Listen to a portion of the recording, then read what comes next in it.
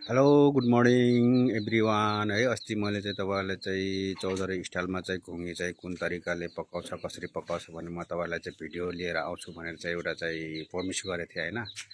आज म त्यो भिडियो चाहिँ तपाईँहरूको समक्ष चाहिँ राख्न गइरहेको छु। चौधरी स्टाइलमा चाहिँ कसरी घुङ्गी पकाउँदो रहेछ भनेर चाहिँ म हजुरहरूलाई देखाउने। यसरी खोलाबाट चाहिँ टिपेर ल्याइसकेपछि 12 घन्टाको लागि पानी जानु पर्छ। 12 घन्टा पछि चाहिँ तपाईँले चाहिँ यसरी चाहिँ घुङको टुप्पो टुप्पो भाग काट्नुपर्छ। सबै काटिसकेर मजाले पखालेर तपाईँले चाहिँ त्यसलाई चाहिँ 2-3 पानीले पखालेर अनि मजाले बोइल गर्नुपर्छ। किन बोइल गर्दाखेरि चाहिँ यसको जुन मुखमा चाहिँ एउटा बिर्को जस्तै हुन्छ होइन, त्यो बिर्को चाहिँ तताइसकेपछि बोइल गरिसकेपछि एकदम सजिलै निस्किन्छ। यो बिर्को चाहिँ एकदम सजिलै निस्किन्छ, खाने बेला डिस्टर्ब गर्दैन। अनि यो सबै बोइल भइसकेपछि फेरि 2-3 पानी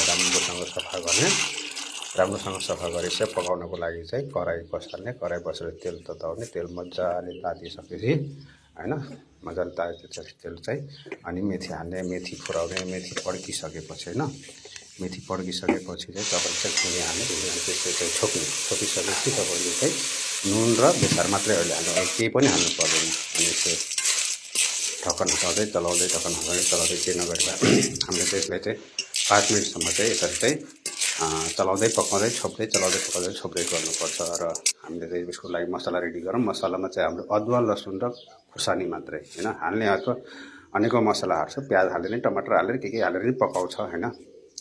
अनि त्यही भएर हामी चाहिँ यसमा चाहिँ अदुवा लसुन खुर्सानी मात्रै चाहिँ हालेछौँ होइन। यो पनि हाम्रो एकदम पुरानैबाट चाहिँ यति मात्रै मसला हाल्ने, यो चाहिँ एकदम टिपिकल बन्छ होइन। हाल्ने मिक्स मसला अनेक थरी के मसलाहरू हाल्छ। अनि हामीले चाहिँ यसमा चाहिँ खालि अदुवा लसुन र खुर्सानी मात्रै युज गरेछौँ, किनकि यसो गर्दा चाहिँ एकदम टिपिकल बन्छ। अनि 5 मिनट यसरी छोपेर पकाएपछि घुङ्गी पाकेर रेडी भयो। ल हेर्नुहोस्, ट्याक्क यहाँ चाहिँ घुङ्गी भात साग मस्त। यहाँ चाहिँ हाम्रो आमाले नि खाएर देखाइराख्नु भएको छ। घुङ्गी चाहिँ यसरी चुस्नुपर्छ है, हेर्नु त मजाले। तपाईँहरूले चाहिँ हेरिसक्नु भयो होइन घुङ्गी कसरी पकाउँछ भनेर। अनि एउटा चाहिँ तपाईँलाई डाउट लाग्यो होला, के कुरामा डाउट लाग्यो भनेपछि आलुसँगै मिसायो होइन। तर आलु नमिसाउँदा नि हुन्छ, किनकि मैले चाहिँ आलु मिसाएको कारण के हो भनेपछि त्यो चाहिँ अब ग्रेभी जुन रस हुन्छ नि त्यो अलिक बाक्लो हुन्छ। तर त्यो जरुरी नै छैन, कसैले चाहिँ त्यो पाकेको फर्सिनी हाल्छ, कसैले अब आलु हाल्छ। मैले चाहिँ आलु मिसाएको छु, त्यसमा चाहिँ अन्यथा नसोच्नु होला। त्यो चाहिँ रसको लागि चाहिँ अलिक चाहिँ ग्रेभी होस्, अलिक बाक्लो रस होस् भनेर मिसाएको हो।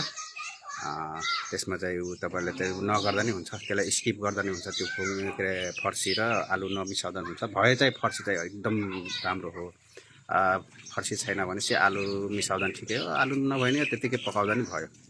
त्यसलाई आलु र फर्सीलाई स्किप गरिदिनुहोस्। हस् त साथीहरू, अब यही हो। अब घुङ्गी पकाउने तरिका म तपाईँहरूलाई देखाइसकेँ। अब लेट्स ट्राई गर्नुहोस् होइन। अब सी यू नेक्स्ट भिडियो होइन। अनि मेरो भिडियोलाई चाहिँ लाइक कमेन्ट एन्ड सेयर गरिदिनु होला। हस् त, धन्यवाद, बाई बाई, सी यू।